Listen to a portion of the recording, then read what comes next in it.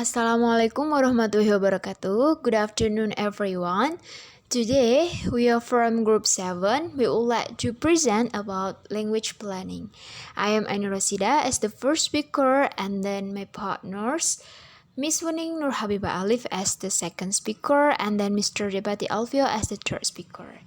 Well, the outline of the presentation today are the history of language planning, a reason for language planning, some basic issues, a variety of situations, the stages of language planning will be delivered by me, and then further examples and winners and losers will be explained by Miss Wening, and then the last, an article analysis will be explained by Mr. Depaty Alvio.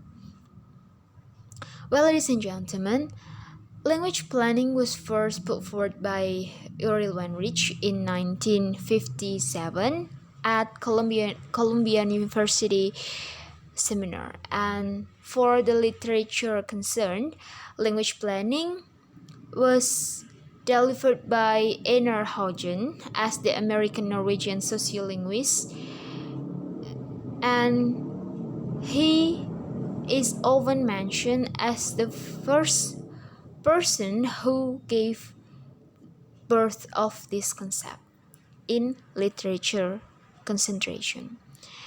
And then how language planning is defined: the development of policies or programs designed to direct or change language use through the establishment of an official language. So, the numerous attempts that have been made to change a particular variety of language or some aspects of how either dysfunction in society.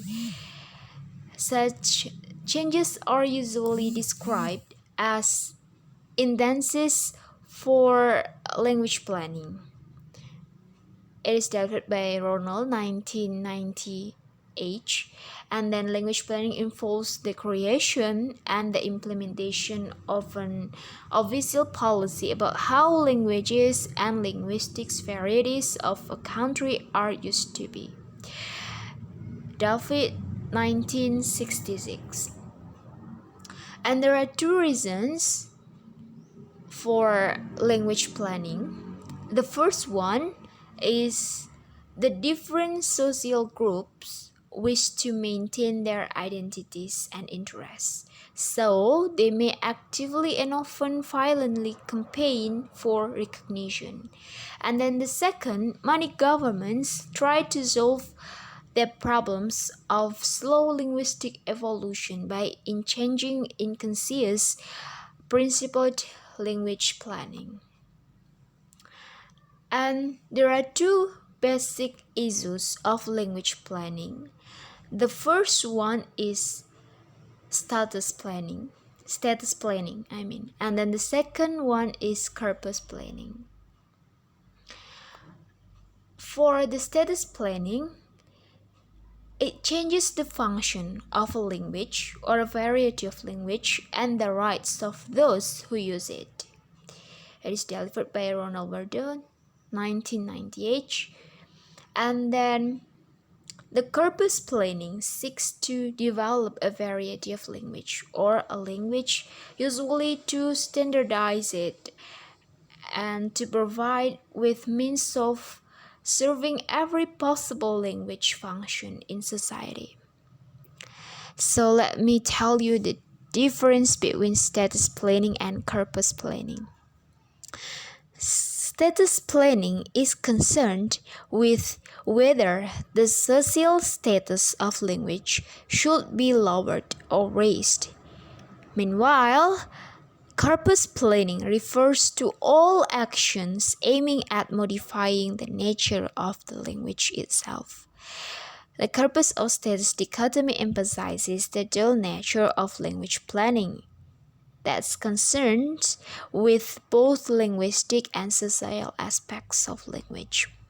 However, the two cannot be separated from each other, and language planning can never be corpus-oriented or status-oriented exclusively. Ladies and gentlemen, there are four ideologies of making decision in language planning. The first one, linguistic assimilation, and then the second, linguistic pluralism, and then vernacularization, and the last, internationalism. Okay, linguistic assimilation is a belief that everyone, regardless of origin, should learn the dominant language of the society. For example, France applied this policy to various people within its borders, and then Russification in the former of Soviet Union. I think all of you are familiar with this one. And then linguistic pluralism, it is about recognition of more than one language, also takes a variety forms. It can be territorially or individually based of, or there may be some combination of two. It can be complete or partial, so that all or only some aspect of life can be conducted in more than one language in society. For example, the countries like Canada and India. So it can be two or more languages. And then vernacularization, it is about restoration or elaboration of indigenous or native language and its adoption as an official language. It is elaboration of native language and adopted as official language. For example, Hebrew in Israel and Tagalog in Philippines. And then the last one, the familiar one, the adoption of non-indigenous or non-native language of wider communication, either as an official language or for such purposes as education or trade. For example, English in Singapore, India, and Philippines. As we know that English in Singapore is not only for second language, but also it can be used as the tourism language. And then a result of planning decisions. There are 4 results of planning decision. The first one, language can achieve one of variety statuses. A language may be recognized as a sole official language, as French in France, and 2 or more languages may share official status in some countries like English and French in Canada and Cameroon. And then the third, a language may also have official status but only on a regional basis, for example German and in Belgium. And then the last, planning decisions will obviously play a very large role in determining what happens to any minority language or languages in a country. They can result in deliberate attempts to eradicate such language, with Franco's attempt to eliminate Basque from Spain by banning it from public life. And then the next is about a variety of situation. We will look at a variety of linguistic situations in the world to see some instances of planning. France serves as a good example of a country which has a single national language and does little or nothing for any other language. The bilingualism of Belgium today, French and Flemish or Dutch, coexist in somewhat uneasy truce in Belgium. And then the struggle between the French and the Flemish has a long story. And then the next is about 4 stages of language planning. The first one is selection, the second is codification, the third modernization, and then the last implementation. For selection, people may choose a single language as a norm for official, educational, and other purposes. so they select a single language for certain purposes. And then codification, the chosen language needs to be developed to meet the demands placed upon it as a medium of national or international communication. If the language has previously existed only in spoken form or in an usual writing system, an alphabet will have to be devised, along with rules of spelling and punctuation. And then an early aim will be the codification of the pronunciation, grammar, and vocabulary to provide a set of norms for standard use, especially if there is a great deal of local variation. And then for modernization, the vocabulary will need to be modernized to enable foreign material to be translated consistently. And then principles will have to be agreed for the introduction of new terms. For example, should they be loan words or coinage based on native roots? And then new styles of discourse may need to be developed for use on radio or in the press. Decision will need to be made about new or uncertain usages, especially in technical contexts. So, as we know that we live in modern era, so language should be modernized too. And then the implementation, the chosen standard will need to be officially implemented by using it for government publications, in the media, and in schools. And it will be viewed as the best form of language in the speech community because it will be associated with educational progress and social status. It will also provide the norm for literary style and may be associated with factors of nationalistic culture or religious kind. So it is concerned about the needs of the language itself. Well, ladies and gentlemen, I think it's all from me. The next section will be delivered by Miss Wening. The floor is yours. Well, thank you for the opportunity, and thank you, Miss Ainur. I will continue the explanation about the further examples of the language planning. Here, I would like to deliver the 5 examples of the language planning. Number 1 is the Papua New Guinea issue, and then the Singapore issue, and the Norway issue. Number 4 is the Canada issue, and the last one is the China issue. The first one is Papua New Guinea issue, adopting Tok Pisin instead of English. Papua New Guinea has 3 official languages. They are Hirimotu, Tok Pisin, and English. Hirimotu and Tok Pisin are pidgin-based languages. Tok Pisin is becoming more and more the first language of many young people, particularly the city dwellers. Tok Pisin is used. All children learn English in school, in certain occupations, for purposes of debate in the House Assembly, which is the Parliament of Papua New Guinea. It is also frequently used in broadcasting, even to report on and discuss matters of considerable complexity, and increasingly in the press and in education, particularly at the lower levels.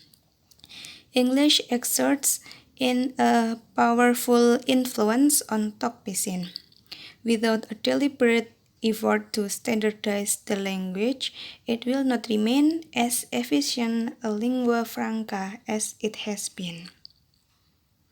The next is the issue in Singapore, giving official status to Mandarin rather than Hokkien. There are 5 major languages are spoken in Singapore: They are Malay, English, Mandarin, Tamil, and Hokkien, and three minor ones, Teochew, Cantonese, and Hainanese. English has become the working language of Singapore. It is the language of the government bureaucracy, the authoritative language of all legislation and court judgment, and the language of banking, work in government offices, public transportations, hotels and tourism, and much non-food shopping. One result of these decisions has been that English is now understood by more than half of population, even though only a much smaller percentage speaks it comfortably. Singapore has a multilingual situation. Malay continues to have a place in everyday life in Singapore, but knowledge of Tamil has declined. Consequently, a native of Singapore is likely to understand and use, with different levels of success, Mandarin, Hokkien, English, Malay, and local varieties of each of these. Although the major Chinese language in Singapore is Hokkien, but Mandarin is taught in schools, the language that unites Singapore to China. The next one is issue in Norway. Trying to effect a compromise solution to the two-language problem rather than choosing one of the languages. Well, Norway has two varieties of one language. There are Bokmål and Nynorsk. And Bokmål came from Riksmål, or the state language, is a variety of Standard Danish, and Nynorsk came from Landsmål, or language of the country. It is the new Norwegian.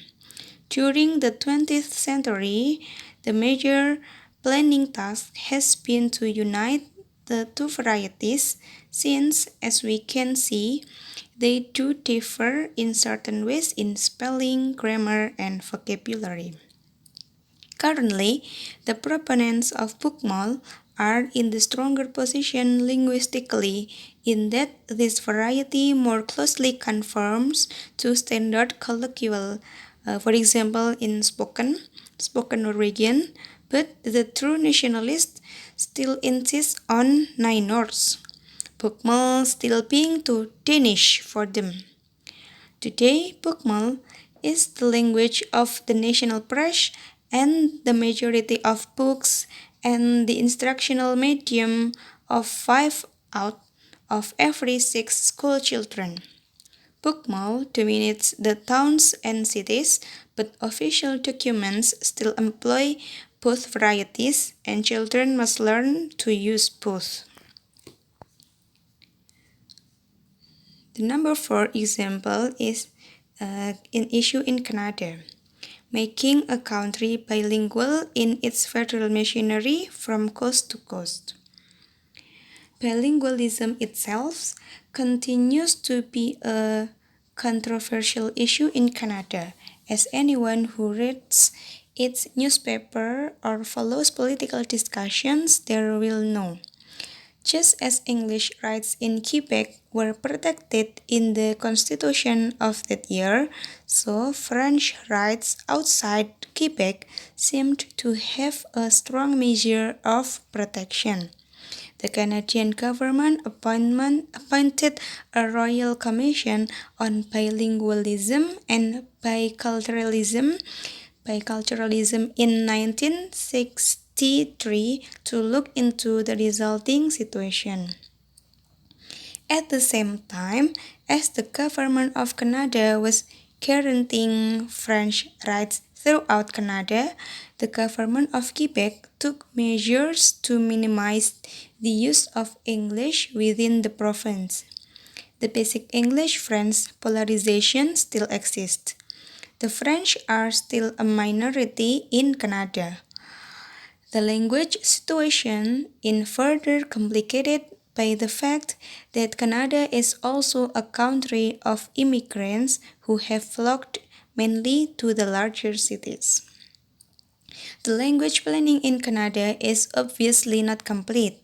The ongoing dispute over the Constitution and moves to enact various language laws that might be acceptable within the new constitutional framework are but the latest incidents in Canada's continual concern with language planning.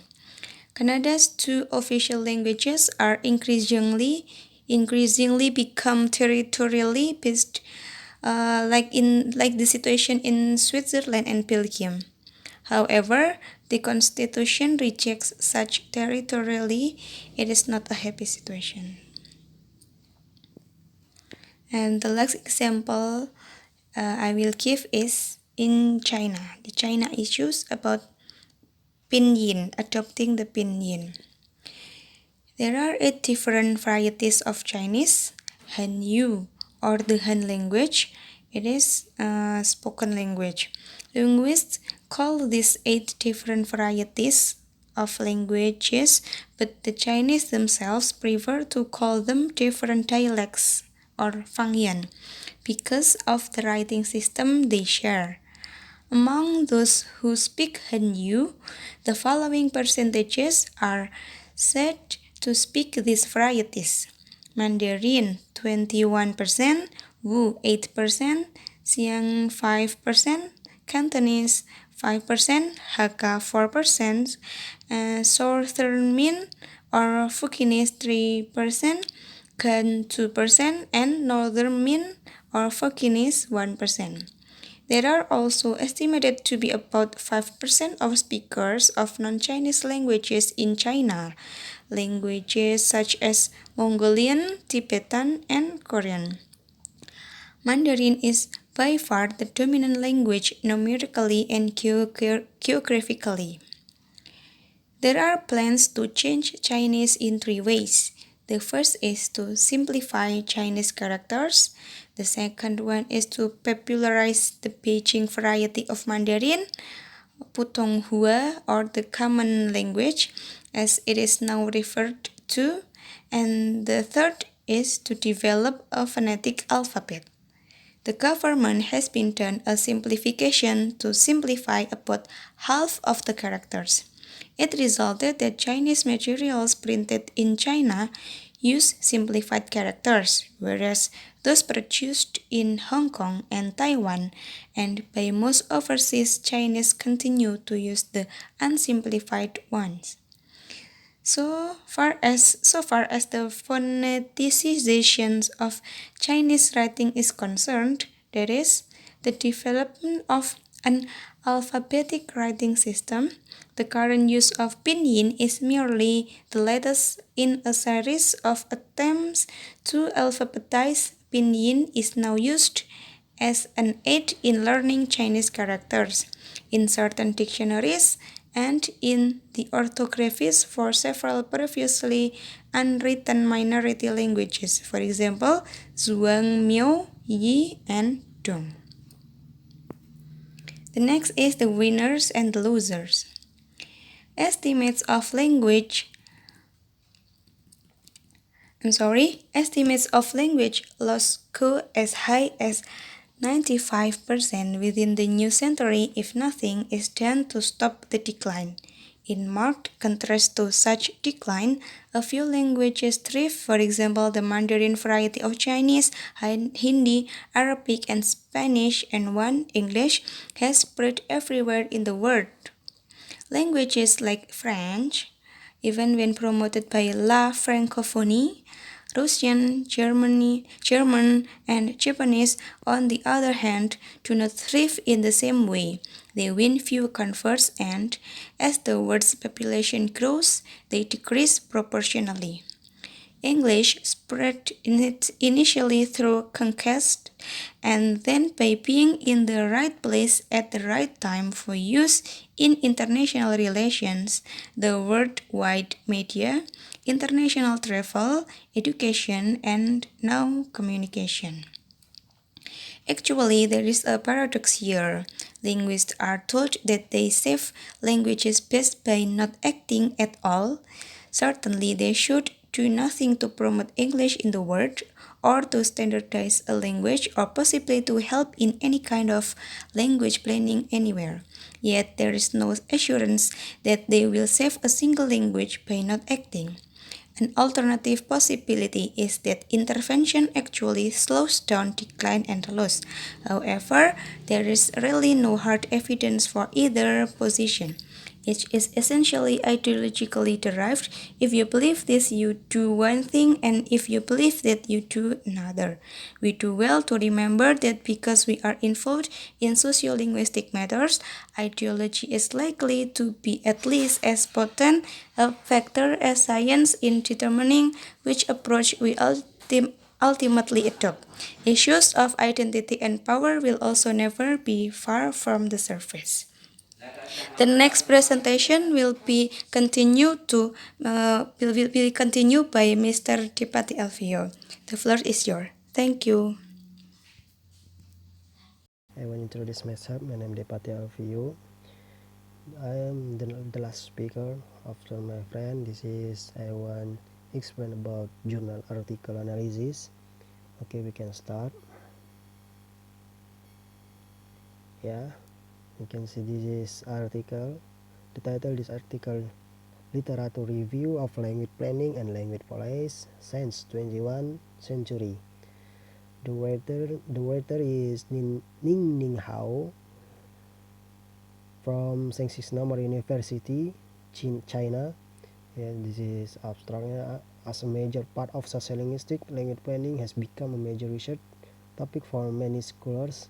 As a branch of applied linguistics, language planning is not a theoretical field of academic research, but mainly based on solving language problems in society. In the past 50 years, language planning research has been deepened and the coverage has gradually expanded, especially since 2990. Language planning has become a subject of rejuvenation, which has increasingly its importance and research prospect. Okay, the next. Yeah, this is introduction. LPLP. This is LPLP, language planning and language policy. Okay, language policy has its advantage in the formulation and implementation of government agencies, but most scholars believe that language policy can be held by politic institutions or such as government agencies, schools, courts, or by private machine. The structure, such as companies, enterprise, non-governmental organization, is made by itself. The language policy and planning formulated by the people will have a immeasurable influence on the social structure and development and the life of people. Okay.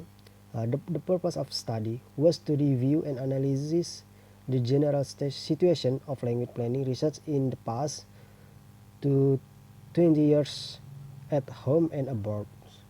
Okay. In recent years, the study of language planning focused on practical research.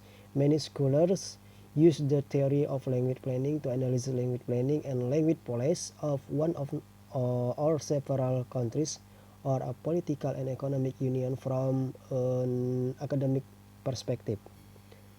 So, the implementation effect of language policy and language planning is largely controlled by language education. The goal cannot be achieved by the programming without acquisition.